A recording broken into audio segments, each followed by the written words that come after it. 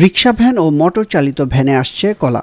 দিনাজপুরের কাহারোল উপজেলার 10 মাইল নামক এলাকায় এই চিত্র নিত্যদিনের। প্রতিদিন ভোরে কলা নিয়ে হাটে আসেন বিভিন্ন উপজেলার চাষিরা। দিনের প্রথম ভাগেই চিনিচম্পা, মালভোগ, মধুয়া ও সবরিসহ বিভিন্ন জাতের কলায় কানায় কানায় পূর্ণ হয় হাট।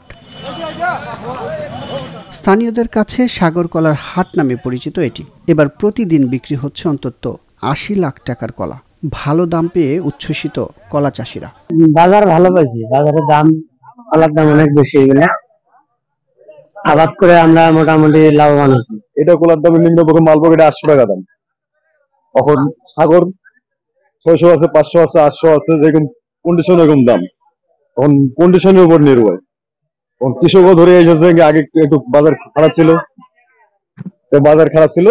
বাজারটা একটু আবার উঠে গেল। গত কয়েক বছর ধরে যে কলা আবাদ করছে তার তুলনায় সার্ভিসের দাম বেশি, কিন্তু এবারকার কলার দামও বেশি।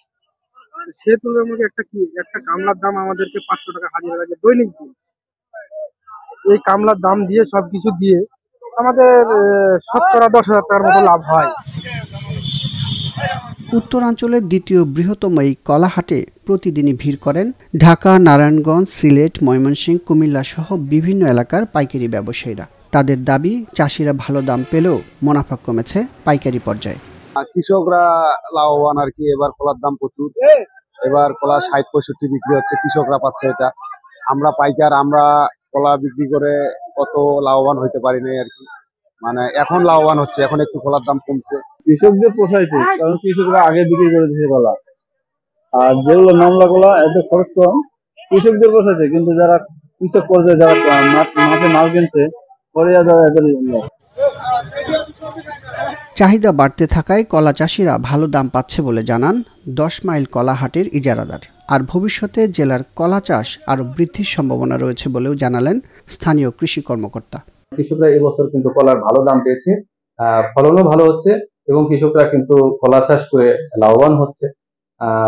তাদের আর্থিক সক্ষমতা বাড়তেছে এবং পাশাপাশি আমরা বাজারেও আমরা কলার সরবরাহ পাচ্ছি। কৃষকরা কিন্তু এখান থেকে, এই জেলা থেকে কলাগুলো কিন্তু বাইরের জেলাতে চলে যায়, যার ফলে কিন্তু বাইরের জেলাগুলোতে কিন্তু কলা তারা পাচ্ছে এবং এই কৃষকরাও কিন্তু দামটা ভালো পাচ্ছে। উঁচু এলাকা হয় প্রতি বছরই ভালো কলা উৎপাদন হয় দিনাজপুরে। চলতি বছরে জেলার 1102 হেক্টর জমিতে হয়েছে এ ফলের আবাদ।